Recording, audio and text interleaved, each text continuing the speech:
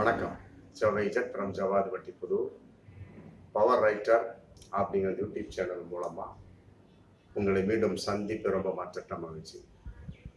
அத்தோட எங்கள் சேனலை சப்ஸ்கிரைப் பண்ணுங்கள், பெல் பட்டன் அழுத்த மறந்துடாதீங்க. அத்தோட எல்லாத்துக்கும் ஷேர் பண்ணுங்கள். அதாவது மனிதர்களாக நாம் வாழ்ந்து கொண்டிருக்கிறோம்.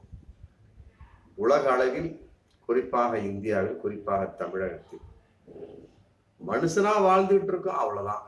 எந்த அளவுக்கு நாம் மதிக்கப்படுகின்றோம் அப்படிங்கிற விஷயம் இருக்கு இல்லையா? மனிதனாக வாழ்ந்து கொண்டிருப்பது என்பது வேறு, மனிதர்களாகவே இறக்கும் வரை மதிக்கப்படுவது என்பது வேறு. அது மாதிரி எத்தனை சாதி பிரிவினர் மதிக்கப்படுகிறார்கள் சொல்லுங்க பார்ப்போம். தெரிஞ்சவங்க கமெண்ட் பாக்ஸ்ல போடுங்க. ரொம்ப மோசம் இந்தியாவை பொறுத்தவரைக்கும். அதுல குறிப்பா அதுலயும் குறிப்பா தமிழ்நாட்டில் இன்னைக்கு வந்து இரட்டை குவளை திட்டம் வந்து எங்க ஊர் பக்கம்லாம் இருக்குதுங்க. ஆமா, இரட்டை குவளை திட்டம் எங்க கிராமத்துல, ஆமா, சுத்தி வர ஏகப்பட்ட கிராமங்கள் இருக்கு. இரட்டை குவளை திட்டம். ஒரு ஆதி திராவிடர், ஒரு பழங்குடியின மகனார், ஒரு தாழ்த்தப்பட்ட மகன், ஒரு அருந்ததி மகன், ஒரு பட்டியலின மகன். இந்த பிரச்சனைக்குரிய சண்டாளன் அப்படிங்கிற சாதியை சேர்ந்த சண்டாளர் அப்படிங்கிற சாதியை சேர்ந்த ஒரு மகனார் வந்தார் அப்படின்னா அவருக்குலாம் வந்து எவ்வளவு கேவலமான ஒரு மதிப்பு தெரியுமா இன்னைக்கு இருக்கு. ஆமா, ஊருக்குள்ள வந்தா அப்படின்னா துண்டை இடுப்பில் கட்டி கொண்டு செல்லக்கூடிய ஒரு சூழல். அவர்கள் கையால வந்து ஒரு பொருளை வாங்கக்கூடாது அப்படிங்கிற முடிவு. மற்றபடி வந்து அவர்கள் கீழ் ஆட்சி செய்தாலும் கூட, இப்ப சில தனி தொகுதி அப்படின்றது பார்த்தீங்கன்னா அப்படி ஆட்சி செய்தாலும் கூட மேல் ஜாதி அப்படிங்கிற சில ஜாதி இருக்காங்க பத்தி, அவங்க வந்து அவங்களை மிரட்டிக்கிட்டே தான் இருக்கிறாங்க. இன்னைக்கு அவர்கள் அடிமையாகத்தான் இருந்து கொண்டு இருக்கிறாங்க. அவங்க எம்பிபிஎஸ் படிக்கிட்டு எம்டி படிக்கிட்டுங்க, எம்பிபிஎஸ் படிக்கிட்டு எம்டி படிக்கிட்டு அவர்கள் கலெக்டராகவே வரட்டுமே. ஆமா, அவர்கள் இன்னும் வந்து கீழ் ஜாதி பட்டியலின மக்கள். யாருப்பா அவன்? அவர் வந்து சண்டாளர்ப்பா. அவர் யாருப்பா? அவர் தலித்பா. அவர் யாருப்பா? அவர் சோன் சோப்பா. அவர் யாருப்பா? அருந்ததி. அப்படிங்கிற நம்ம மறைச்சு இன்னைக்கு அரசு ஆணையின் வெளிப்பாடா மற்றபடி வந்து பேசிக்கிட்டு இருக்கோம். ஆனா அன்னைக்கெல்லாம் அவங்களுக்கு என்ன பேர் தெரியுமா? அதெல்லாம் சொல்லக்கூடாது. அவ்வளவு கீழ்த்தரமான ஆமா பெயர்கள். செருப்பு தைப்பவருக்கு ஒரு பெயர், பிணம் தூக்குபவருக்கு ஒரு பெயர், பிணத்தை அடக்கம் செய்பவருக்கு ஒரு பெயர். புரியுதுங்களா? அதே மாதிரி சண்டாளர் அப்படிங்கிற சாதிக்கு ஒரு பெயர். அதனால அந்த சண்டாளர் அப்படிங்கிற சாதி அப்படி இருக்குதாங்கிறது பல பேருக்கு தெரியாம மறைஞ்சிருச்சு. அதன் அடிப்படையில் சாட்டை முருகன் வந்து ஒரு மேடையில பேசுறாரு. அதாவது கருணாநிதி இழிவுபடுத்தி பேசுறாரு. சண்டாளன் கருணாநிதி அப்படிங்கிறார். கருணாநிதி இழிவுபடுத்தி பேசுற மாதிரி தமிழ்ல எத்தனையோ வார்த்தைகள் இருக்குதுங்க. அதை விட்டு போட்டு சண்டாளன்கிற வார்த்தை எதுக்கு நீங்க யூஸ் பண்ணணும்? அது வந்து இன்னொருத்தர் நபர் வந்து தன்னுடைய பாட்டில் பயன்படுத்தி அந்த வார்த்தை, அதை வந்து இவர் எடுத்து இயம்புற, இவரா பேசுறதை வச்சுக்கிட்டாலுமே கூட, ஏன் இவருக்கு அறிவு இல்லையா? இவர் ஒரு அரசியல்வாதி இல்லையா? பேசுறாரு. இன்னைக்கு ஒரு பிரச்சனையாகி கைது செய்யப்படக்கூடிய ஒரு சூழல். ஆல்ரெடி இதே மாதிரிதான் கருணாநிதி சம்பந்தப்பட்ட அவதூறு பேசி இது நீதிமன்றம் கண்டனத்துக்கு உட்பட்டு எச்சரித்து ஜாமீன் கொடுக்க மாட்டோம் அப்படின்னு சொல்லி முடிவு பண்ணி அப்புறம் திரும்பியும் ஏதோ சில காரணங்களை சொல்லி, சில பேர் சொல்றாங்க ஆண்குறியில வந்து எனக்கு வந்து உபாதைகள் இருக்குன்னு சொல்லி தப்பிச்சு வந்தாரு அப்படிங்கிற மாதிரி சில பேர் சொல்றாங்க.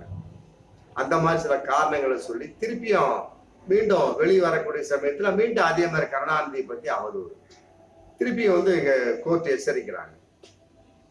அப்புறம் வரக்கூடிய சமயத்தில் இப்ப வந்து மீண்டும் கருணாநிதியை பத்தி அவதூறு. ஆனா அந்த அவதூறுல வந்து சண்டாளன் அப்படிங்கிற வார்த்தையை சேர்த்து சொல்லக்கூடிய சமயத்தில் அவதூறுக்கு அவதூறு. என்ன? கருணாநிதி வந்து உங்க பார்வையில் தவறு செய்து விட்டார், ரைட், ஓகே, விட்டுருங்க. நல்லது செஞ்சாரு, தவறு செய்ய, அது அப்புறம் உங்களுடைய பார்வை. யார்? நாம் தமிழர் கட்சியினுடைய பார்வை, சாட்டை முருகனுடைய பார்வை, சீமானுடைய பார்வை. ஏன்னா சீமான் அதை எடுத்து இயம்பிட்டார் இல்லையா? நான் சொல்றேன் பாரு, சண்டாளன் கருணாநிதி அப்படிங்கிறாரு. சாட்டை முருகன் தான் தெரியாம பேசிட்டார். அவரு கேட்டா என்ன சொல்ற? சண்டாளன் அப்படிங்கிற வார்த்தை இருக்கான்னு எனக்கு தெரியாது, அப்பாவி மாதிரி பேசுறாரு. ரைட்டு, சீமான் சொல்லி கொடுக்குறான் இல்லையா? அவரு என்ன பண்றாரு? சண்டாளன் நான் சொல்ல என்னை அரெஸ்ட் பண்ணு அப்படிங்கிறார் மேதாவித்தனமாக. அப்படி இருக்கக்கூடிய சமயத்துல அந்த சண்டாளன்கிற வார்த்தையை எதுக்கு பயன்படுத்தணும்?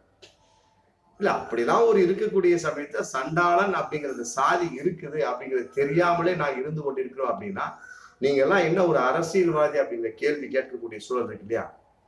அதாவது வந்து இந்த பட்டியலின பட்டியல் சாதியின் அடிப்படையில் அட்டவணையில 48ஆம் இடத்துல சண்டாளன் அப்படிங்கிற சாதியினுடைய அந்த பெயர் இருக்கு. அவங்க ஒரு குரூப் வாழ்ந்துட்டு இருக்கிறாங்க, தமிழகத்துல இருக்கிறாங்க, இந்தியாவில் இருக்கிறாங்க. அவர் எந்த அளவுக்கு மதிக்கப்பட்டு கொண்டிருக்கிறார் அப்படின்னு பார்க்கிறது ரொம்ப கீழ்த்தரமாகத்தான் இன்னைக்கு மதிக்கப்பட்டிருக்கிறாங்க. ஊரை விட்டு ஒதுக்கி வைத்த வண்ணமாக, மற்றபடி குறிப்பிட்ட ஒரு முத்திரை குத்தி அவர்களை ஏளனமாக, கிண்டலாக, கேலியாக இந்த மாதிரி நாம் தமிழர் கட்சியில சொல்றாங்க பார்த்தீங்களா, அந்த மாதிரி கேலி கிண்டலு. சரி, அந்த வார்த்தையை இணைக்கிறீங்க. கருணாநிதிக்கு முன்னால எதுக்கா இணைக்கிறீங்க? கருணாநிதியை பத்தி அவதூறுனா நீங்க அவரை பத்தி பேசிட்டு போங்க. மத்த சோ கருணாநிதி, அப்படிப்பட்ட கருணாநிதி, இப்படிப்பட்ட பேசி சண்டாளன் கருணாநிதி எதுக்கு பேசுறீங்க? அப்ப சண்டாளர் அப்படிங்கிற சாதி உங்களை என்ன பண்ணாங்க? அதான் இந்த கேள்வி. எவ்வளவு கருணாநிதி உங்களை பண்ணிருக்கலாங்க, பல விதமா பண்ணிருக்கலாம். நாம் தமிழர் கட்சியை பார்த்து நான் கேட்கிறேன், சீமானை பார்த்து கேட்கிறேன், சாட்டை முருகனை பார்த்து கேட்கிறேன். கருணாநிதி உங்களுக்கு 1000 அவதூறு பண்ணிருக்கலாம், நீங்க அவதூறு வாரி தூத்து என்னமோ பண்ணுங்க. சண்டாளர் அப்படிங்கிற சாதி அந்த பெயரு உள்ள அந்த மக்கள் உங்களை என்ன பண்ணாங்க சொல்லுங்க, என்ன பாவம் பண்ணாங்க? அதே மாதிரி தம்பி அப்படிங்கிற ஒரு படத்துல அதே மாதிரி ஒரு வார்த்தையை சொல்லி மன்னிப்பு கேட்டீங்க. அந்த ஒரு அறிவு கூடவா ஒண்ணும் இல்லை. சீமானை பார்த்து கேட்கிறேன், சண்டாளர் அப்படிங்கிற வார்த்தை வந்து இன்னைக்கு வந்து மிக கேவலமாக பார்க்கக்கூடிய வார்த்தையா போச்சு. இல்லைங்க, எங்க கிராமத்தை ஏகப்பட்ட பார்த்துருக்கேன். ஆகுனா அவர் டக்குன்னு அந்த வார்த்தையை சொல்லி அந்த பையில இந்த பையில அப்படின்னு போட்டு திட்டுவாங்க. உண்மையிலே இது வருத்தத்துக்குரிய. நாங்களும் சொல்லுவேன், ஏப்பா அப்படிப்பட்ட விஷயத்துல சாதி பெயர் இருக்கு, நீ திட்டுறியா? ரங்கசாமி திட்டுறியா? நாசமா போன ரங்கசாமி, நாசமா போன ரஹமத்துல்லா, நாசமா போன ராபர்ட் அப்படின்னு திட்டிட்டு போவாங்க. அதுக்கு எதுக்கு அந்த சண்டாளன் ரங்கசாமி, சண்டாளன் ரஹமத்துல்லா, சண்டாளன் ராபர்ட் நீ திட்டுற? அவங்க என்ன பாவம் பண்ற? ரங்கசாமி உனக்கு பாவம் பண்ணிருக்கிறாரு, ரஹமத்துல்லா உனக்கு வந்து அவதூறு சொல்லியிருக்கிறார், ராபர்ட் வந்து உன்னை தவறா பேசி விட்டார், முடிஞ்சு போச்சு. அவங்கள திட்டிட்டு போ. சண்டாளன் அப்படிங்கிற வார்த்தையை போட்டு அவங்களையும் திட்டுற? நான் பல விதமா கேட்டுக்கிறேன். அதே மாதிரி டக்குன்னு பேசக்கூடிய சமயத்துல அந்த செருப்பு தைக்கும் கூடிய அந்த அவங்க அந்த பிரிவை சேர்த்த டக்குன்னு எங்க உள்ள திட்டுவாங்க சில பேர். பறையடிக்கக்கூடியவர் சம்பந்தப்பட்ட அந்த அந்த சாதியின் பேரை சொல்லி நாங்க நிறைய பேர் திட்டிருக்கிறோம். ஆமா, நிறைய பேர் திட்டிருக்கோம். ஏன் என்னுடைய வாழ்க்கையில் ஏகப்பட்ட சம்பவங்கள், அதுக்குள்ளே நம்ம தனிப்பட்ட ஒரு வீடியோ போடலாம். நான் அறுத்த ஒரு ஆட்டுக்கறி, பக்ரீத்துக்கு அறுத்த ஆட்டுக்கறியை வந்து ஒரு பட்டியலிட ஜாதியை சேர்ந்த ஒருத்தவர் வந்து தொட்டு அதை உரிச்சாருங்க. நான் சொன்னேன் ஆள் கிடைக்கல, உரிப்பா அப்படியே 800 ரூபா வாங்க உரிச்சிட்டேன். அதை நான் இன்னொரு வீடியோ நான் பதிவு பண்ணிப்பேன். அதை கொண்டு போய் வந்து ஒரு உயர் ஜாதி ஒரு அப்படின்னு நினைச்சிட்டு இருக்கிறாங்க. அவங்களுக்கு மேல ஒரு உயர் ஜாதி இருக்கிறாங்க, அவங்களுக்கு கீழே தான் இவங்க அப்படி இவங்க நினைக்கல. இவங்களுக்கு கீழே நிறைய பேர் இருக்கான்னு இவன் நிம்மதி அடைஞ்சிட்டு இருக்கான். உயர் ஜாதின்னு பிற்படுத்தப்பட்ட நினைச்சிட்டு இருக்கான்.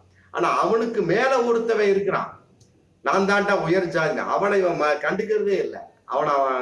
அவன் அது சட்டப்படுறது அவனை மேல் ஜாதி சொல்லக்கூடிய அந்த நபர் வந்து யாரையுமே சட்டப்படுறதே கிடையாது.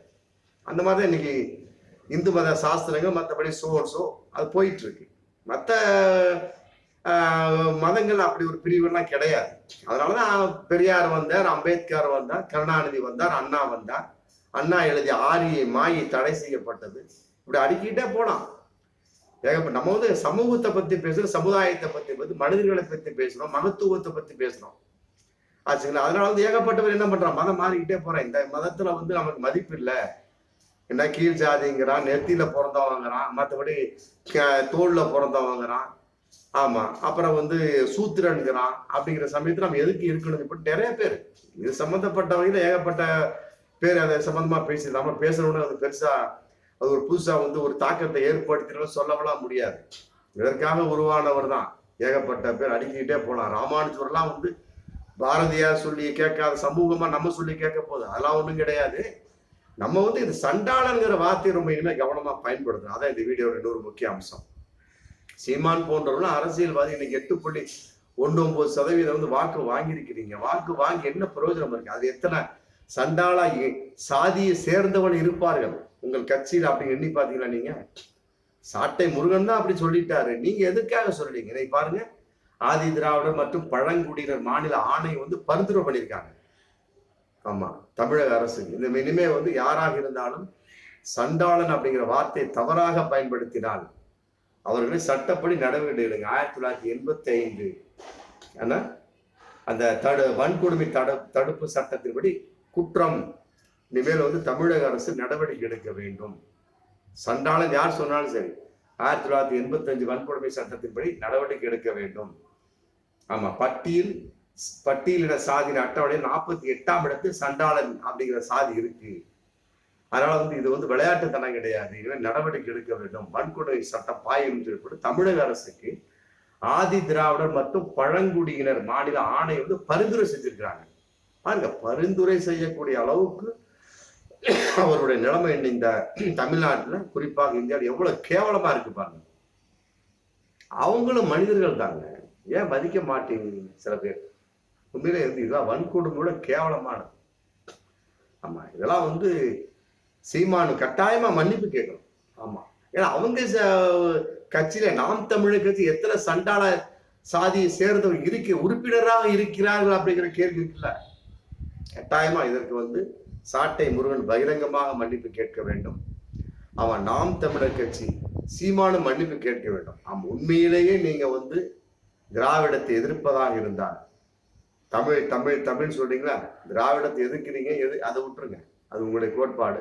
தமிழ் தமிழ் சொல்றீங்களா, உண்மையிலே தமிழராக இருந்தால், தமிழ் மக்களை மதிப்பதாக இருந்தால், தமிழ்நாட்டில் உங்கள் கட்சி இருப்பது உண்மையாக இருந்தால், அங்கீகாரம் பெற்றது உண்மையாக இருந்தால், அங்கீகாரம் பெற்று உண்மையாக கட்டாயமாக சண்டாளன் அவங்க அந்த சண்டாளர் அந்த சாதி அவர் நம் மக்கள், அவங்களை நோக்கி நீங்கள் மன்னிப்பு கேட்க வேண்டும். இனி வரும் காலங்களில் இதை வைத்து யாருமே அந்த சண்டாளர் அப்படிங்கிற வார்த்தையை பயன்படுத்தவே கூடாது. இதை வந்து இனிமேல் தமிழக அரசு வந்து ஒரு கட்டுப்பாடை கூர்ந்து கவனிச்சுக்கிட்டே இருங்க. இல்லையா, சீமானை கைது செய்யுங்க. ஆமா, எத்தனையோ இருக்குல்ல, பேசிட்டாரு, அதுக்கு ஆதாரம் வீடியோ இருக்கு, சோர்ஸ் எல்லாமே இருக்கு, கைது செய்யுங்க. சாட்டை முருகன் வந்து கைது செய்யப்பட்டுட்டார், சீமான் கைது செய்யப்படுவாரா தமிழக அரசால்? சொல்லுங்க. இந்த சொல்லிட்டாங்க, ஆதி திராவிடர் மற்றும் பழங்குடியினர் மாநில ஆணை பரிந்துரை பண்ணிட்டாங்க. தமிழக அரசு ஆகிய திராவிட மாடல் ஆட்சிக்கு சொந்தமான மு.க. ஸ்டாலின் அவரு திமுக அரசுக்கு பரிந்துரை பண்ணிட்டாங்க. நீ பண்ணுங்க, சீமான் அரசு பண்ணுங்க. வரும் காலங்கள் சண்டாளர் அப்படிங்கிற வார்த்தையை சொல்லக்கூடிய, கேவலமாக கிண்டலாக நகைச்சுவையாக சொல்லக்கூடியவங்களை எல்லாத்தையும் அரசு பண்ணி அந்த சட்டப்பிரிவு 1985 அதன் அடிப்படையில் கைது பண்ணுங்க. இதையெல்லாம் விட இன்னொரு விஷயம் இருக்கு, அந்த ஒரு குறிப்பிட்ட சாதியினர் நாமம் போடுவாங்க. படத்துல எல்லாம் பாத்தீங்கன்னா ஒரு நல்ல காரியத்துக்கு போயிட்டு இருக்க சமயத்தை ஒரு நாமம் போட்டு விடுவாங்க, உடனே வந்து அதை மறைப்பாங்க, அபச குணம் அழைப்பாங்க. அந்த மாதிரி உள்ள பிரிவு உள்ளவங்களும் உடனே கோர்ட்ல கேஸ் போடுங்க. இது சம்பந்தமா ஒரு கோர்ட்ல கேஸ் இருக்கு. மற்றபடி வந்து அது சம்பந்தப்பட்ட தீர்ப்பு கொடுக்கப்பட்டுச்சா, ஆனா இன்னும் நடைமுறைக்கு வரல. ஆமா, நாமம் போடுறாங்க பாத்தீங்களா, 3 நாமம். ஆமா, ஒரு முக்கியமான ஒரு நல்ல நிகழ்ச்சிக்கு, ஒரு திருமண நிகழ்ச்சி, ஒரு மற்றபடி பெண் பார்க்கக்கூடிய நிகழ்ச்சி, இதெல்லாம் போகக்கூடிய சமயத்தில் ஏத்தமா நாமம் போட்டா எல்லாத்தையும் உள்ள போயிடுவாங்க. சகுனம் பாக்குறாங்களாம். அந்த சகுனம் வந்து கெட்ட சகுனமா. நாமம் போடுறாருன்னா அவர் ஜாதியின் அடிப்படையில, அவருடைய பிரிவின் அடிப்படையில, அவர் சாமி சொல்லி இருக்கு, அவருடைய மத குருமார்கள் சொல்லியிருக்காங்க, போடுறாங்க. எழுத்த மாதிரி போற உங்களுக்கு என்னங்க? இதைத்தானே பெரியார் கண்டிச்சார், இதைத்தானே அம்பேத்கர் கண்டிச்சார், இதைத்தானே நபிகள் நாயகர் சொன்னாரு, இதைத்தானே இயேசு சொன்னாரு. எவன் கேட்டோம்? எவனுமே கேட்கலையங்க. மனிதர்களை மனிதர்களாக மதிக்க பழகுங்கள். அது யாராக இருக்கட்டும், அது சீமானாக இருக்கட்டும், கோடீஸ்வரனாக இருக்கட்டும், மற்றபடி குபேரனாக இருக்கட்டும், யாராக இருக்கட்டும், மனித பண்பை வளர்ப்போம், மனிதர்களை மனிதர்களாக மதிப்போம். குறிப்பாக சண்டாளர் அப்படிங்கிற அந்த சாதி பிரிவை சேர்ந்தவர்களை இனிமேலாவது நாம் கொடுமைகள் செய்யாமல், வன்கொடுமை செய்யாமல், வார்த்தைகள் வந்து அவர்களை இழிவாக பேசாமல், ஆமா, நாம் அவர்களை மதிப்போம். ஆமா, அப்படிங்கிறதா நாம் மனிதர்கள் என்பதற்கு அடையாளம் என்பதை பகிரங்கமான உண்மை. இல்லாவிட்டால் மனிதர்களே கிடையாது. ஆமா, கேவலமானவர். வாழ்ந்து என்ன பிரயோஜனம் இருக்கு? நபிகள் நாயகம் வந்து என்ன பிரயோஜனம் இருக்கு? ராமானுஜர் வந்து என்ன பிரயோஜனம் இருக்கு? இயேசுநாதர் வந்து சொல்லி என்ன பிரயோஜனம்? காந்தியடிகள் பல அறிவுரைகள் சொன்ன பிரயோஜனம் என்ன இருக்கு? ஒன்றே கிடையாது, ஒன்றே கிடையாது. விவேகானந்தர் கூட பல அறிவுரை சொன்னாங்க. ஆமா, அவங்களாம் சொல்லி என்ன பிரயோஜனம் இருக்கு? ராமானுஜரை செய்யாத புரட்சியா, நபிகள் நாயகம் செய்யாத புரட்சியா செஞ்சிட போறோம்? ஆமா, இந்த ஒரு புரட்சியாவது செய்ய வேணுமே. சண்டாளர் இனத்தை சேர்ந்தவர் நாங்கள், அப்படி உங்களை நான் மதிக்கிறோம் அப்படிங்கிற விஷயத்தை சொன்னாலாவது அவங்க வந்து சமூகத்தை இன்னும் பெரிய உயர்குடியா வர நிறைய வாய்ப்பு இருக்கு. மீண்டும் அடுத்த வீடியோ சந்திப்போம். நன்றி.